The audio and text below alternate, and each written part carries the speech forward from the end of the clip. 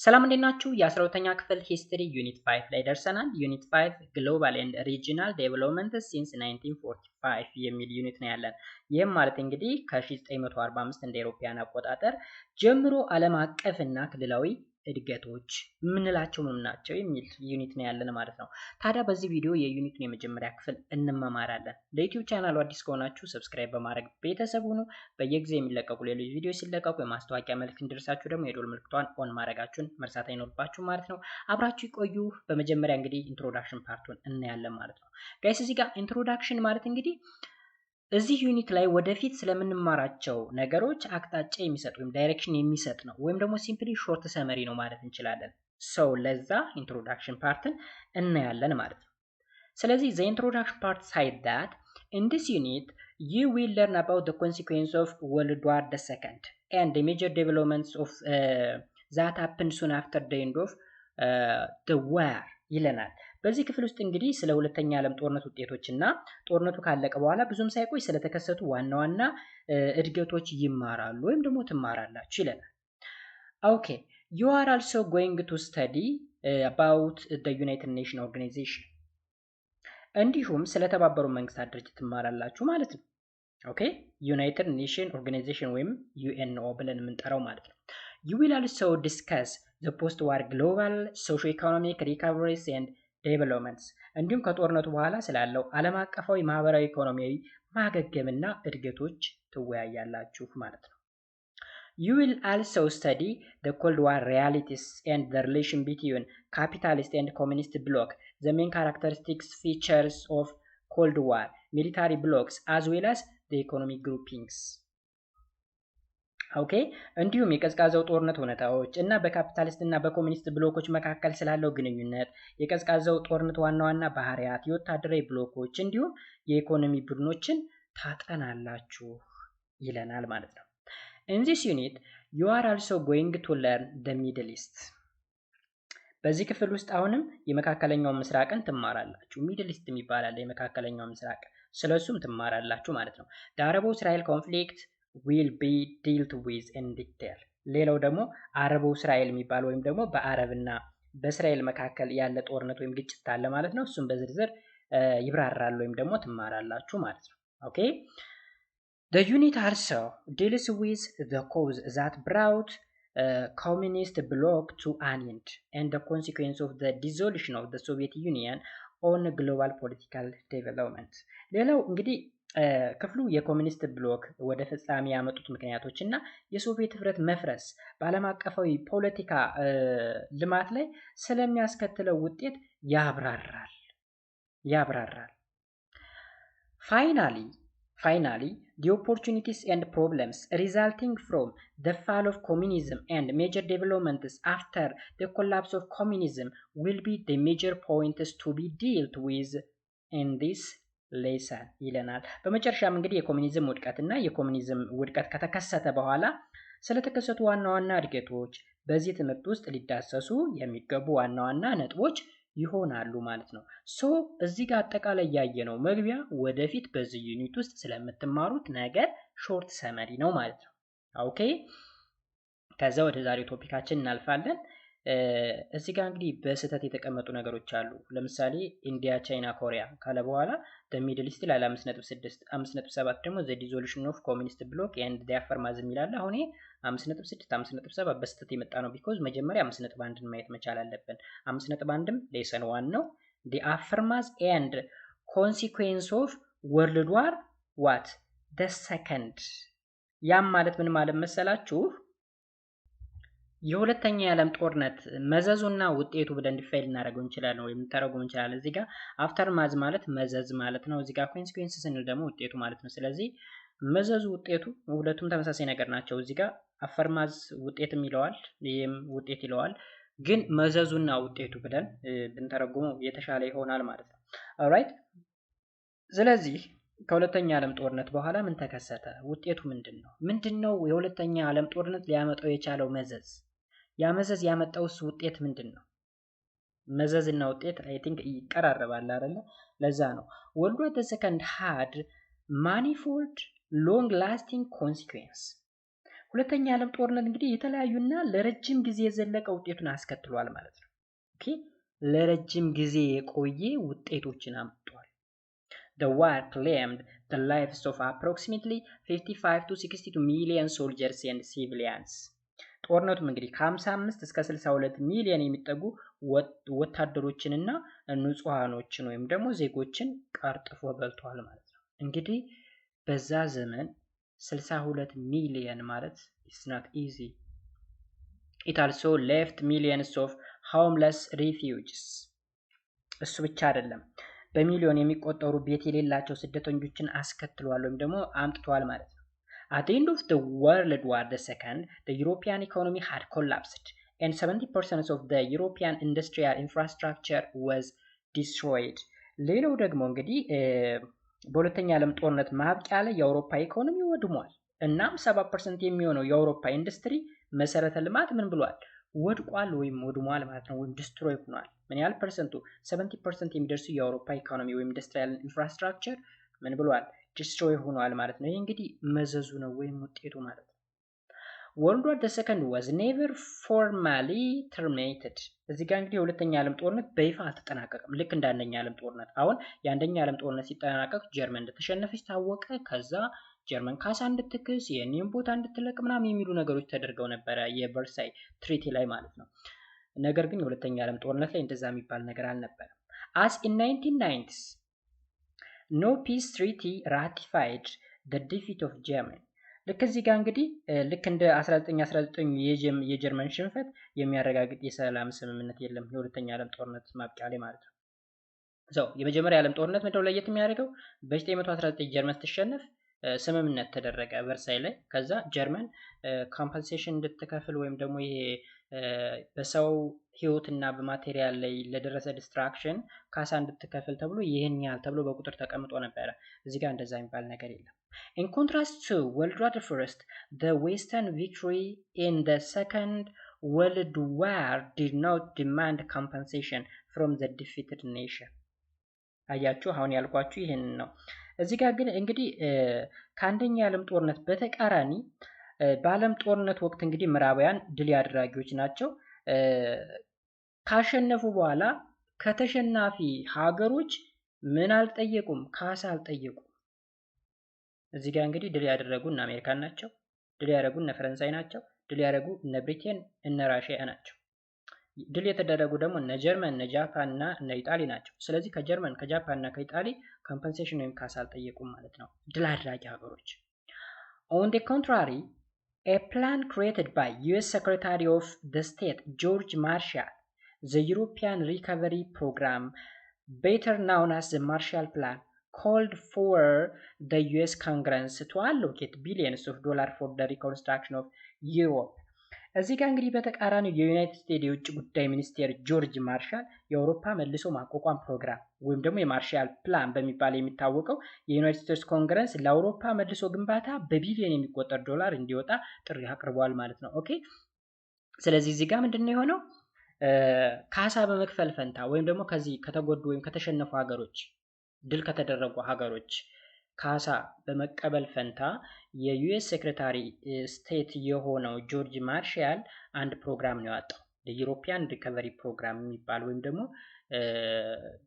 ዩሮፕን የፈረሰችውን ዩሮፕ ሪኮንስትራክት ለማድረግ በቢሊየን የሚቆጠር ዶላር ያስፈልጋል ብሎ የማርሻል ፕላን የሚባል ነገር ይዞ መጣ ማለት ነው።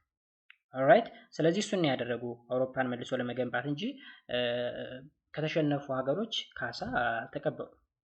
The war served as a catalyst for the major changes such as a redrawing of European border, the communist takeover of China and Eastern Europe, the creation of Israel, the division of Germany and Korea. እዚህ ጋር እንግዲህ ጦርነቱ የአውሮፓ ድንበሮችን እንደገና መሳል ኦኬ እንደ ሪድሮ ዩሮፒያን ቦርደር ወይም ደግሞ አውሮፓ ላይ ያሉ ሀገሮችን ድንበራቸውን መሳል እንደገና ማለት ነው። የኮሚኒስት ቻይና እና የምስራቅ አውሮፓ መቆጣጠር ኦኬ እዚህ ጋር ኮሚኒስት ቻይና አለች እና ምስራቅ ዩሮፕን ኮንትሮል ማድረግ ወይም ቴክ ኦቨር ማድረግ። ሌላው ደግሞ እንግዲህ የእስራኤል መፈጠር፣ የጀርመንና የኮሪያ መከፋፈል፣ ዋና ለውጦች እንደ ማንቂያ ሆኖ አገልግሏል ማለት ነው። ኦኬ ስለዚህ ኮሪያ እና ጀርመን ዲቫይድ እንዲሆኑ እንዲከፋፈሉ ተደርጓል። እስራኤል እንድትፈጠር ተደርጋለች። ኮሚኒስት ቻይና እና ኢስት ዩሮፕ በቁጥጥር ውስጥ እንዲውሉ ተደርገዋል። አውሮፓ ላይ ያለ ቦርደር ወይም ድንበር እንዲሳል ተደርጓል ማለት ነው። ኦኬ It was also because of this war that for the first time the modern history geopolitical power shifted away from the western and central power. እዚህ ጋር ደግሞ ሌላው ነገር መሰላችሁ በተጨማሪ በዚህ ጦርነት ምክንያት በዘመናዊ ታሪክ ለመጀመሪያ ጊዜ የጂኦፖለቲካል ኃይል ከምዕራብና ከመካከለኛው አውሮፓ የራቀ ነበረ ማለት ነው። ሶ ፓወር ወይም ደግሞ የዓለም ፓወር ወይም ታላቁ ኃይል ወይም ስልጣን ወይም ሀያላን የሚባሉ ሀገሮች ያሉ የት ነው? አውሮፓ ውስጥ ነበር። አውሮፓ ኦኬ በዋናነት የታል? ዌስተርን እና ሴንትራል ዩሮፕ ነበር። ዌስተርን የምንለው እንግዲህ እነ ኢንግላንድ እነ ፈረንሳይ ምናምን ናቸው፣ እነ ጣሊያን ምናምን። ሴንትራል የምንላቸው ደግሞ እነ ጀርመን ምናምን ናቸው። ከነሱ ራቀ ፓወር ማለት ነው፣ ሽፍት አደረገ። ዛት መልቲፖላር world was replaced by bipolar one dominated by the two most powerful victories the United States and the Soviet Union. ስለዚህ እዚህ ጋር ባለብዙ ዋልታ ዓለም ነበረ ወይም ደግሞ ብዙ ሀያል ሀገሮች የነበሩበት ዓለም ነበረ። ነገር ግን ከሁለተኛ ዓለም ጦርነት በኋላ በሁለቱ በጣም ኃይለኛ አሸናፊዎች በሆኑት በዩናይትድ ስቴትስ እና በሶቪየት ህብረት የሚመራ ባይፖላር ዓለም ተተካ ማለት ነው። ከሁለተኛ ዓለም ጦርነት ጊዜ ጀምሮ እስካሁን ድረስ ዓለማችንን የበላይ ሆነው የሚያስተዳድሩት የሚገዙ ሁለቱ ሀገሮች ናቸው። ማንና ማን? ዩናይትድ ስቴትስ ኦፍ አሜሪካ ኤንድ ሶቪየት ዩኒየን ወይም ራሽያ ብለን የምንጠራት ማለት ነው። ስለዚህ ከሁለተኛ ዓለም ጦርነት በኋላ እነዚህ ሁለቱ ሀያላን ሀገራት ሆኑ ማለት ነው።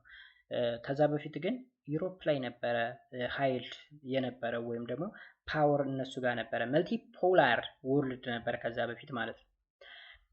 ኦልራይት The war increased the strength of independence movements in African, Asian, American colonies, and most of them became independent in the following 20 years.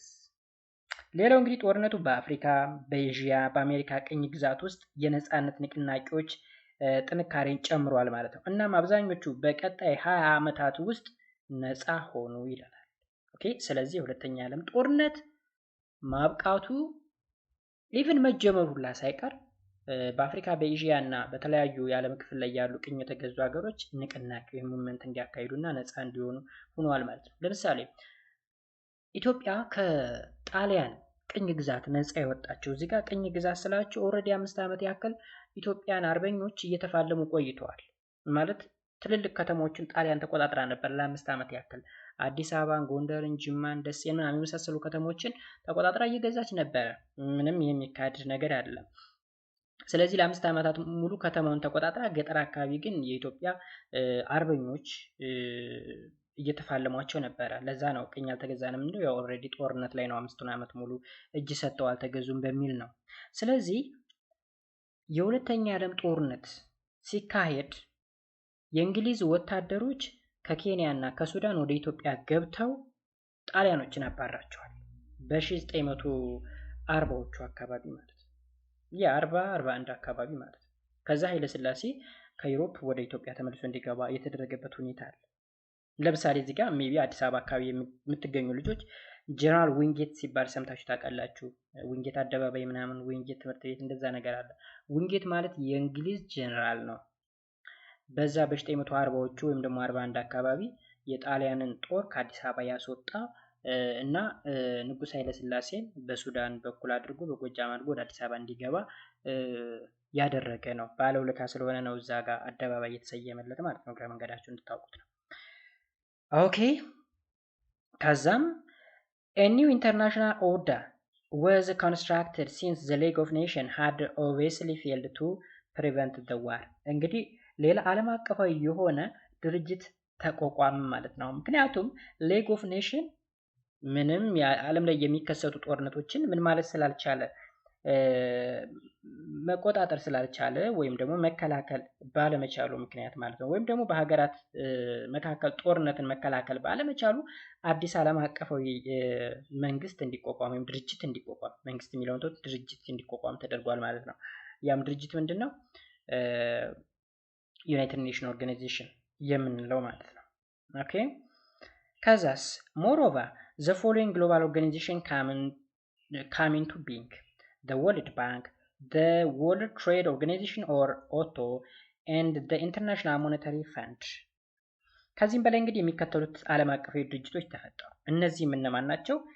የዓለም ባንክ የምንለው ወይም ወርልድ ባንክ ብለን የምንጠራው፣ እንዲሁም ደግሞ የዓለም የንግድ ድርጅት ወይም ደግሞ ኦቶ ብለን የምንጠራው፣ እንዲሁም ደግሞ የዓለም አቀፍ የገንዘብ ፈንድ ብለን የምንጠራው ወይም ደግሞ ኢንተርናሽናል ሞኔታሪ ፈንድ የሚባሉትም ተቋቋሙ ማለት ነው። አይ ቲንክ እስካሁን ክሊር እንደሆነላችሁ ተስፋ አደርጋለሁ። ሌላው in the area occupied by Western Allied troops, the democratic governments were created. In the area occupied by the Soviet soldier, communist governments were created. እዚህ ጋር እንግዲህ ተመልከቱ።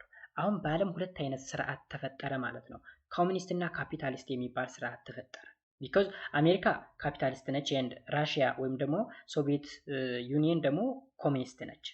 ስለዚህ በምዕራብ አሊያንስ ወታደሮች የተያዙ አካባቢዎች ዴሞክራሲያዊ መንግስት ተፈጥሯል።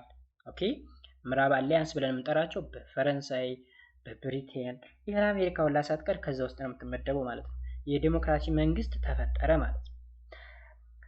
በሶቪየት ወታደሮች የተያዙ አካባቢዎች ደግሞ የኮሚኒስት መንግስት እንዲፈጠር ሆነ ማለት ነው። ኦኬ ከዛ ደግሞ ጀርመንን ስናይ ጀርመን was partitioned into 4 zones of occupation with the American, British and the French zone group as the West German and the Soviet zone as East German። እዚህ ጋር የጀርመንን ጉዳይ ስናይ እንግዲህ ጀርመን በአራት ዞኖች ተከፍላለች ማለት ነው።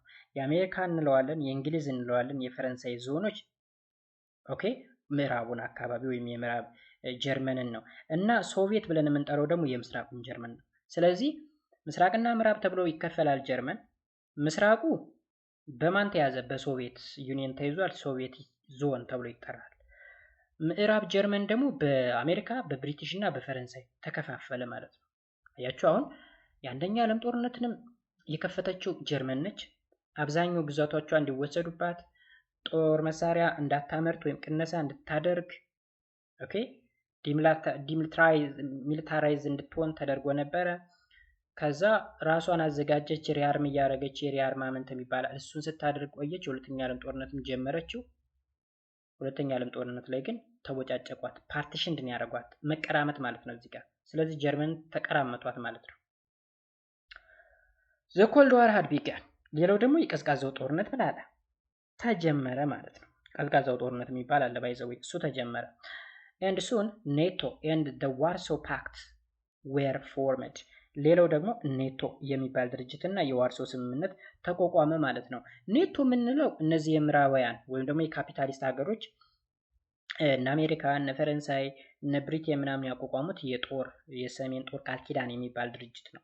ዋርሶ የሚባለው ወይም የዋርሶ ስምምነት ወይም ፓክት የምንለው ደግሞ ኮሚኒስት ሀገሮች የሚከተሉት ወይም ደግሞ እነሱ የሚጠቀሙበት ወታደራዊ ድርጅት ነው ማለት ነው። ስለዚህ አንደኛው የሆነ ነገር ሲያደርግ ያኛውም ያደርጋል። ፓራላል ነው የሚሄዱት ቢኮዝ ሁለቱ እኩል ፓወር ነው ያላቸው። በተለይ አሜሪካና ሶቪየት ዩኒየን ወይም ራሽያ እኩል ፓወር ነው ያላቸው ማለት ነው። ኦኬ እንቀጥል። ሌላው ፒስ አግሪመንትስ ነው። ፒስ አግሪመንትስ ወይም ደግሞ የሰላም ስምምነት ይለናል። የሰላም ስምምነት እሺ ከጦርነቱ በኋላ ወይም ደግሞ ከሁለተኛ ዓለም ጦርነት በኋላ እንግዲህ የተለያዩ የሰላም ስምምነቶች ነበሩ። ስለነሱ እናያለን። From January 1943 to July 1945, the Allies held a conference in Casablanca, Tehran, Yalta, and Potsdam to fortify their wartime alliance and devise strategy for defending the Axis power ይለናል። ያ ማለት እንግዲህ ከጃንዋሪ ስንል ከጥር 1943 እንደ አውሮፓውያን አቆጣጠር ማለት ነው እስከ ሐምሌ ወይም እስከ ጁላይ 1945 ድረስ አጋሮቹ ምንላቸው ወይም ደግሞ ዳላይስ ብለን የምንጠራቸው ማለት ነው በጦርነት ጊዜ ጥምረታቸውን ለማጠናከር እንዲሁም ደግሞ የአክሲስ ኃይሎችን ለማሸነፍ ስልቶችን ለመንደፍ ካዛብላንካ የሚባል ሀገር ካወቃችሁ፣ በቴህራን፣ ያልታ እና ፖትስዳም ኮንፈረንሶች አካሂደው ነበረ ማለት ነው። የት? ካዛብላንካ፣ ቴህራን፣ ያልታ እና ፖትስዳም። ኦኬ። In February 1945, Winston Churchill, Franklin D. Roosevelt, የአሜሪካው ፕሬዚዳንት ነው ፍራንክሊን ዲ ሮዝቬልት and the Joseph Stalin ደግሞ የራሽያው ነው meet at Yalta to make plans to end the war and to discuss the futures of Eastern Europe. so የካቲት ላይ ነው እንግዲህ የተካሄደው እንደ ኢሮፒያን አቆጣጠር በየካቲት 1945 እንግዲህ ዊንስተን ቸርችል ኦኬ ፍራንክሊን ዲ ሮዝቬልት እና ጆሴፍ ስታሊን ጦርነቱን ለማስቆምና የምስራቅ አውሮፓን የወደፊት ሁኔታ ለመወያየት በያልታ ተገናኙ። በባለፈው አይተነዋል ባይዘው በሌላ ክፍል ላይ ያ ማለት ዛኛው ዩኒት ላይ ማለት ዩኒት 4 ላይ አይተነዋል። ያልታ ላይ ተገናኙ ማለት ነው። ስለ ወደፊቱ የምስራቅ አውሮፓ በዋናነት ለማጥፋት የምስራቅ አውሮፓ ብለን የምንጠራው የጀርመን አካባቢ ያለውን ክፍል ማለት ነው ጣፈንታ ለመወሰን ተገናኙ። የት? ያልታ ላይ ማለት ነው። ኦኬ ከዛስ according to the Yalta conference Germany itself was to be divided into American, British, French as well as Russia military zone ቅድም እዚህ ጋር እንዳየነው ማለት ነው። ኦኬ በአራት ተከፈለች ብለናል አካላይ ልክ እንደዛ ጀርመንን በአራት ተከፈለች። መጀመሪያ እንግዲህ ምስራቅ ጀርመን እና ምዕራብ ጀርመን አለ። ምዕራቡ ጀርመን ለአሜሪካ፣ ለብሪቲሽ እና ለፈረንሳይ ሚሊታሪ ዞን ወይም ደግሞ የጦር ቀጠና ልንለው እንችላለን ወይም የጦር ዞን እንድትከፈል ተደርጋለች። ምዕራቡ የጀርመን ክፍል ደግሞ ለራሽያ ወይም ለሶቪየት ዩኒየን ተሰጠ ማለት ነው። and to bring all war criminals to just and swift punishment ሌላው እሱ ብቻ አይደለም እንግዲህ መከፋፈል ብቻም ሳይሆን በዚህ በጦርነቱ ወቅት እንግዲህ የጦር ወንጀለኞችን ወደ ፍትሃዊና ፈጣን ቅጣት ለማምጣት ነበር የተገናኙት ማለት ነው። ያልታ ላይ ኮንፈረንስ ያካሄዱት ማለት ነው።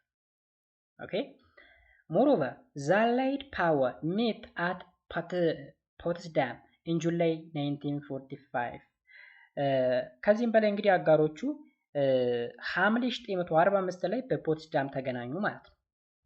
they agreed on a peace settlement with the German and drew up plans for the Japan surrender and occupation ይለናል። እዚህ ጋር እንግዲህ ምንድነው ያደረጉት መሰላችሁ? ፖትስዳም ላይ የተገናኙበት ዋነኛ ምክንያት ምንድነው? ከጀርመን ጋር የሰላም ስምምነት ላይ ለመስማማት እና የጃፓንን እጅ መስጠትና ወረራ እቅድ ለማውጣት ነበር የተገናኙት ማለት ነው። ቢኮዝ ጀርመን እንደተሸነፈች ጦርነቱ አላበቃም ነበረ። በሩቅ ምስራቅ ወይም ጃፓን አካባቢ ከፍተኛ የሚባል ወይም ኃይለኛ የሚባል ትንቅንቅ ላይፍ ኦር ዲዝ የሚል ታስታውሳችሁ ማለት ነው። ከዚህ ቀደም ስናወራ የመኖር ያለ መኖር ማለት ነው። ወይም ደግሞ ይሄ ትንቅንቅ ልንለው እንችላለን።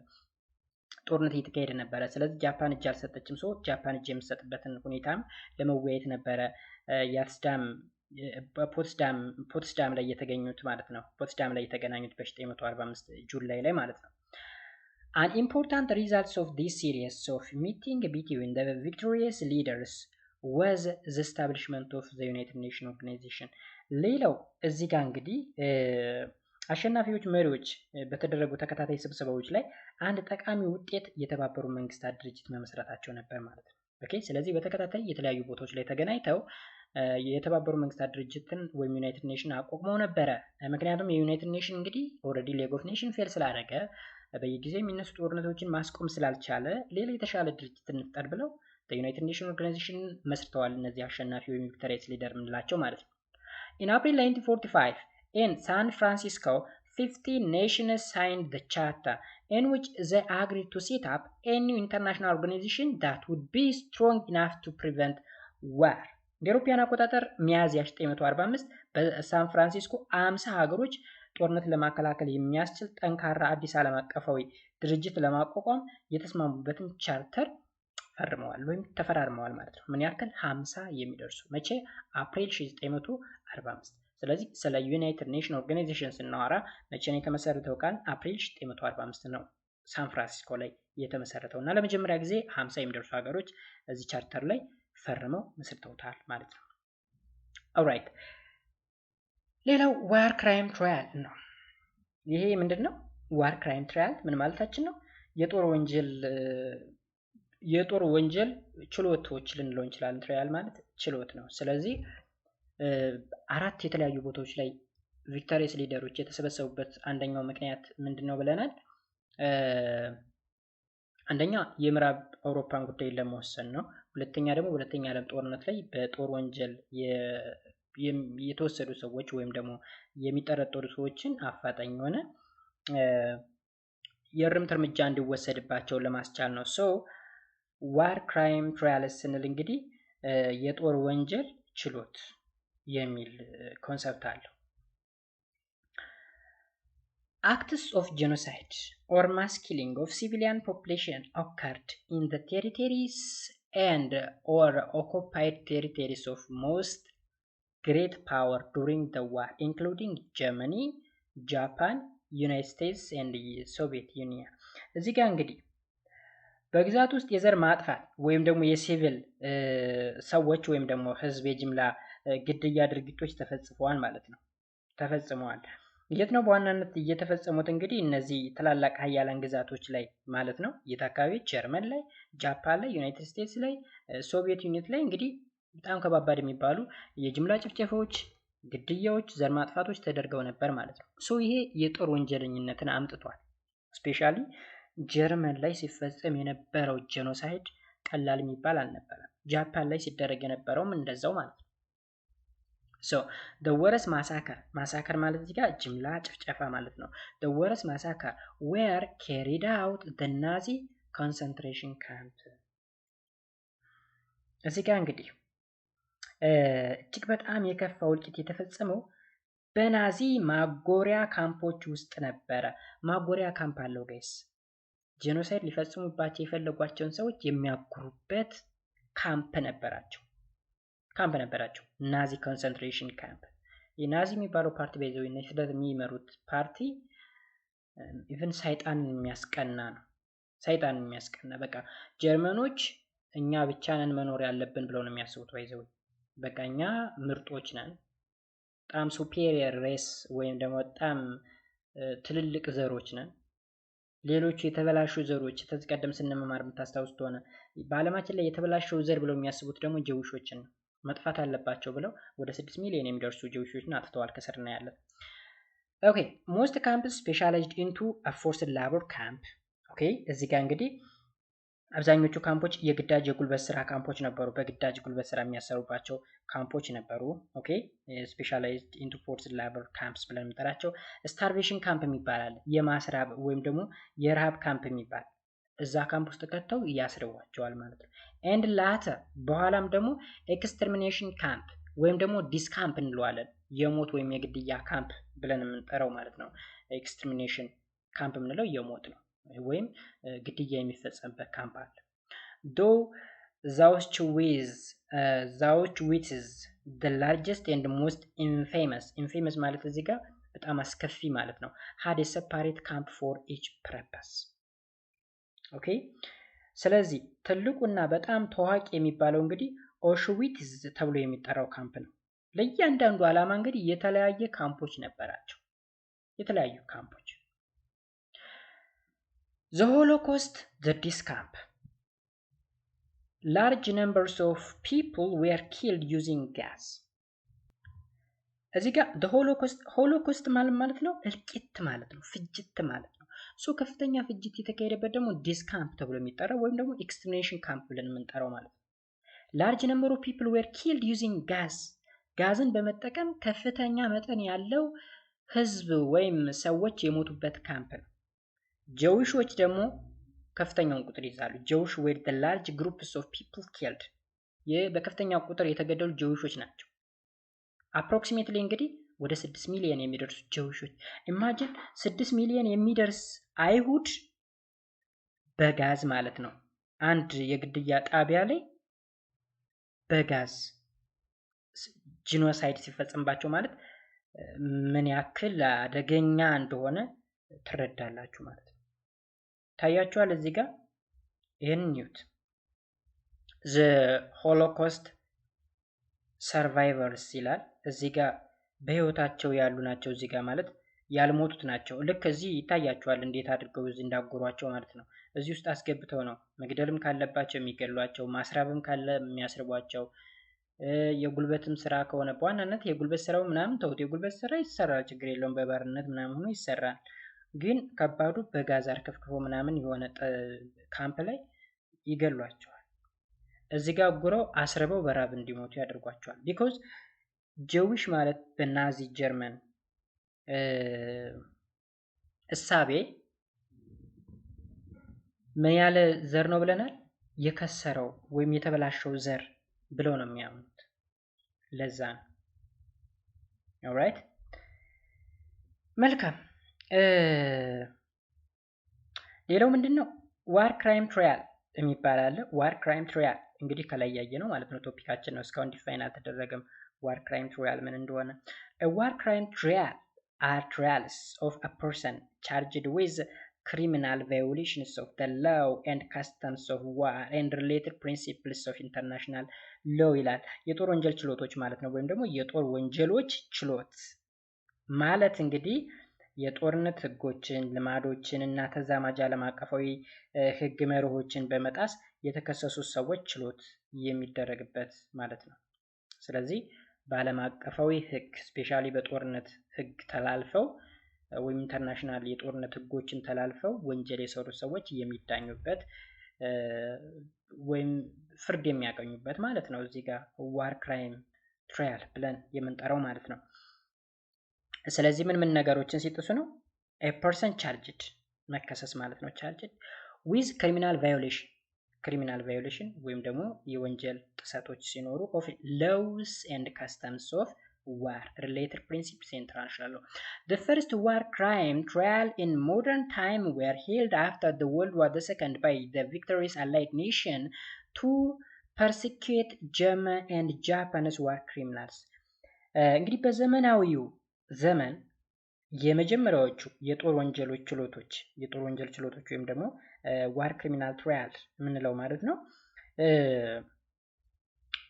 ከሁለተኛ ዓለም ጦርነት በኋላ በጀርመንና በጃፓን የጦር ወንጀለኞች ላይ ለመክሰስ በድል አድራጊዎች የተባበሩ ኃይሎች ተካሂደዋል ማለት ነው ወይ ባጭሩ በዘመናዊ የዓለም ታሪክ ውስጥ እነዚህ ድል ያገኙ ቪክቶሪየስ ምንላቸው ሀገሮች የዋር ክሪሚናል ትራያልን ያካሂዱት የት ላይ ነው ጀርመን ላይ እና ጃፓን ላይ ነው ማለት ነው ወይም ደግሞ የጀርመን እና የጃፓን ዋር ክሪሚናሎች ላይ ነው ወይም ወንጀለኞች ላይ ነው the most important war criminal trial were held in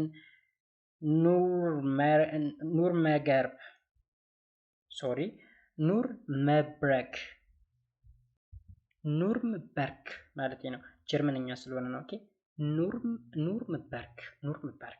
ኑርምበርግ ነው የሚገኘው ጋይስ ጀርመን ውስጥ ስለዚህ ኑርምበርግ ላይ የዋር ክራይም ትራያል ነበር ወይም ችሎት ነበር እዛ ጋር እና ደግሞ ቶኪዮ አለ የቶኪዮ ዋር ክራይም ትራያል አለ ጃፓን ውስጥ ማለት ነው ስለዚህ የጃፓኑ ቶኪዮ ነው የጀርመኑ ደግሞ ማናል ነው ኑርምበርግ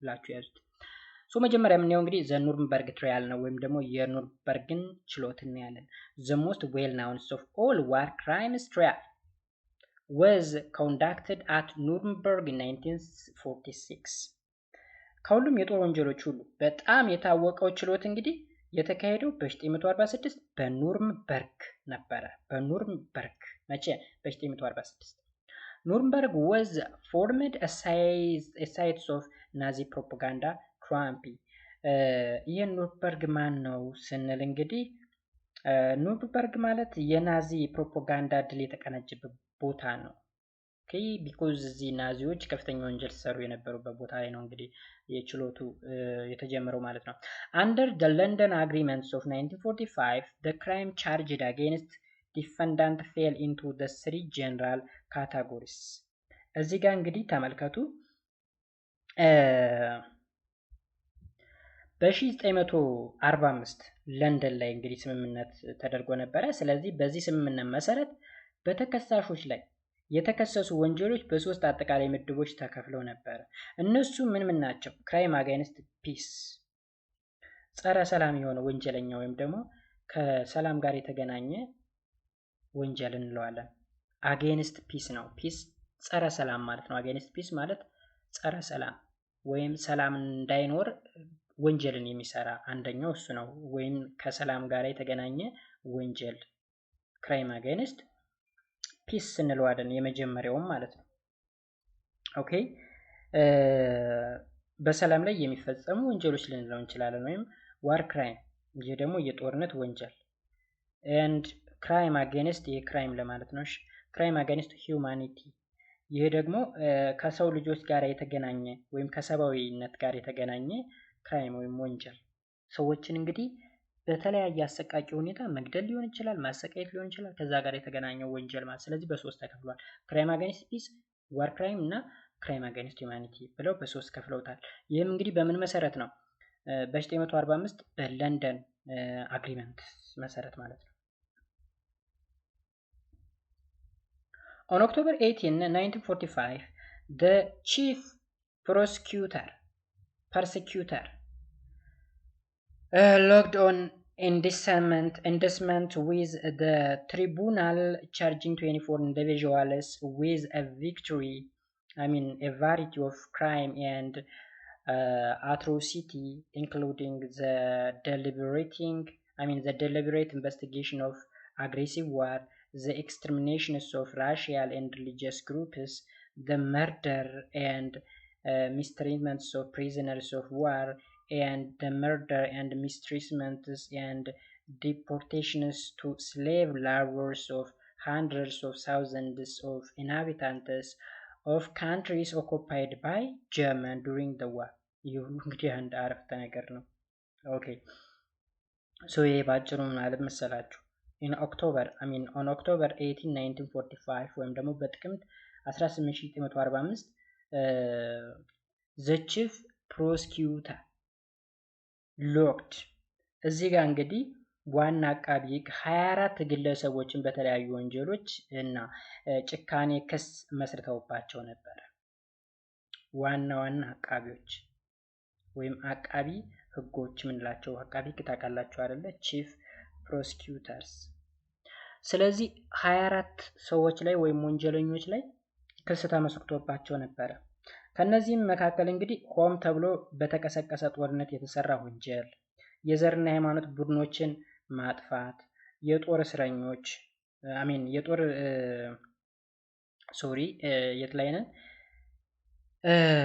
የጦር እስረኞች ላይ ግድያ፣ የማቁሰል እንዲሁም ደግሞ በጦርነት ወቅት በጀርመን በተቆጣጠራቸው ሀገሮች ውስጥ በመቶ ሺዎች የሚቆጠሩ ነዋሪዎችን መግደል፣ ማጎሳቆል እና እንደ ባሪያ ማባረር ወይም የባርነት ስራ እንዲሰሩ ማድረግ ምናምን በዛ በሚል ነው 24 የሚደርሱ ኢንዲቪዥዋሎች ተከሰው የነበሩ ማለት ነው። ኦክቶበር 18 1945 ማለት ነው። among the accused were the top Nazi officials እንግዲህ ከተከሳሾቹ መካከል ከፍተኛው የናዚ ባለስልጣናት ይገኙበታል ማለት ነው። ኦኬ እንግዲህ ችሎት ነው። የማን ችሎት? ኑረምበርግ ችሎት ነው። ኑረምበርግ ችሎት ወይም ደግሞ ጀርመን ውስጥ ያለው ማለት ነው። ናዚ ፕሮፓጋንዳውን ሲነዛበት የነበረው ቦታ ላይ የነበረ ችሎት ነው። after a long trial in which many documents from the German archive were read into the record, the sentence was announced on October 1, 1946. እንግዲህ ከጀርመን ማህደር የተገኙ ብዙ ሰነዶች በመዝገብ ውስጥ ከተነበቡ በኋላ ቅጣቱ ጥቅምት 1 1946 ታወጀ ማለት ነው። መቼ? ጥቅምት 1 1946 three of the defendant were freed ሶስቱ ምን እንዲሆኑ ተደረጉ? ነፃ እንዲሆኑ ማለት ነው፣ ወይም ነፃ ተለቀቁ ማለት ነው። ከዛስ seven were given terms from 10 years to life. ኦኬ ሌሎቹ ደግሞ እዚህ ጋር ሰባቱ ከ10 ዓመት እስከ እድሜ ልክ እስራት ተፈረደባቸው ማለት ነው። 12 were sentenced to death ስንቶቹ? 12ቶቹ ደግሞ የሞት ፍርድ ተፈረደባቸው sentenced to death። ኦኬ ጎሪንግ የሚባል ሰው አለ። committed suicide in prison a few hours before he was to be executed ከመገደሉ ቀደም ብሎ እንግዲህ ከጥቂት ጊዜያት በፊት ምን ሆነ? ራሱን አጠፋ ማለት ነው፣ ወይም ደግሞ ራሱን ገደለ ማለት ነው። ጎሪንግ ብለን የምንጠራው ማለት ነው። Those who had been condemned to death were executed in October 1946. ኦኬ ከዛም በኋላ እንግዲህ የሞት ፍርድ የተፈረደባቸው በጥቅምት 1946 ተገድለዋል ማለት ነው። ፍሪ የተለቀቁ አሉ 24 ነበሩ አለ ከላይ ያየናቸው እንግዲህ ለመጀመሪያ ጊዜ የተከሰሱት ከ24ቱ 3ቱ ነፃ 7ቱ ከ10 ዓመት እስከ እድሜ ልክ ፍርድ 12ቱ የሞት ቅጣት ከሞት ተቀጮች መካከል ጎሪንግ ተብሎ የሚጠራው የሞት ግድያ ወይም ሞት ፍርድ ከመፈረዱ ከጥቂት ሰዓታት በፊት እስር ቤት ላይ ራሱን አጠፋ። ከዛ ሌሎቹ የሞት ፍርድ የተፈረደባቸው ደግሞ በጥቅምት 1946 ተገደሉ ማለት ነው። ሌላውና የመጨረሻው ቶኪዮ ነው። የቶኪዮ እና ሌሎች ትራያሎች ወይም ደግሞ ችሎቶች ማለት ነው። እንግዲህ በዋናነት በዓለማችን ላይ ሁለቱ ናቸው የሚታወቁት። የጀርመኑ ጀርመን ላይ ያለው ኑርንበርግ ትራያል እና የቶኪዮ ትራያል ነበር የሚታወቀው። the Tokyo trial was another war crime trial that was held under the international authorities. ሌላው እንግዲህ የቶኪዮ ችሎት በዓለም አቀፍ ስልጣን ስር የተካሄደ ሌላ የጦር ወንጀል ችሎት ነበረ ማለት ነው። የቶኪዮ ትራያል The Tokyo trial was convened to try the leaders of the empires of Japan for the same three types of crime. ሌላው እንግዲህ የቶኪዮ ችሎት የተሰየመው በተመሳሳይ 3 አይነት ወንጀሎች የጃፓን ኢምፓየር መሪዎችን ለመዳኘት ነው። ወይም ደግሞ ጃፓንን ሲያስተዳድሩ የነበሩ ኢምፔሪያል ሊደሮች አሉ አይደል ወይም ኢምፓየር ምንላቸው እነሱ ላይ ፍርድ ለመስጠት የተሰየመ ችሎት ነበረ ማለት ነው። three types of crime አለ ወይም 3 አይነት ወንጀሎች አሉ ልክ እንደቀደሙ ጀርመን ላይ ኑርንበርግ ላይ እንዳለው ማለት ነው። The Tokyo trial opened on May 3, 1946 መቼ ነው የተከፈተው የቶኪዮ ችሎት? በግንቦት 3 1946 ማለት ነው። And held its final session on November 12, 1948 ከዛም ያለቀው ወይም ደግሞ ያበቃው መቼ ነው? በኖቬምበር 12 1948 ነበር። 25 Japanese military and political leaders were charged with a crime against peace. ስንት 25 የሚደርሱ የጃፓን ሚሊታሪዎች እና የፖለቲካ ሊደሮች ወይም መሪዎች በክራይም አጋንስት ፒስ ወይም ደግሞ ጸረ ሰላም የሆነ ወንጀልን በመስራት ተከሰው ነበር። ስንት? 25 and more than 300,000 Japanese nationals were charged with a war crime and crime against humanity. ወደ 300,000 የሚደርሱ ጃፓናውያን ወይም የጃፓን ዜግነት ያላቸው ደግሞ በዋር ክራይም ወይም ደግሞ በጦር ወንጀል እና ክራይም አጋንስት ሁማኒቲ ወይም ደግሞ ከሰብአዊነት ጋር በተገናኘው ወንጀል ተከሰው ነበር ማለት ነው። ጋይስ የዛሬው ክላስ ይሄን ይመስል ነበር። በቀጣይ በሌሰን 2 ወይም በፓርት 2 the United Nations Organization ወይም ደግሞ the UN በሚል ቶፒክ እንገናኛለን። አይ ቲንክ የዛሬው ክላስ አሪፍ እንደሆነ ተስፋ አደርጋለሁ። ያልገባችሁ ነገር ካለ ሀሳብ አስተያየት ካላችሁ ኮሜንት ሴክሽኑ ክፍት ነው። ለዩቲዩብ ቻናሉ አዲስ ከሆናችሁ ሰብስክራይብ በማድረግ ቤተሰቡን በየጊዜው የሚለቀቁ ቪዲዮዎች ሲለቀቁ የማስታወቂያ መልእክት ይደርሳችሁ ዘንድ የደወል ምልክቷን ኦን ማድረጋችሁን አትርሱ። በፓርት 2 እስከምንገናኝ በያላችሁበት ሰላማችሁ ብዝት ይበል። መልካም ጊዜ። ባይ ባይ።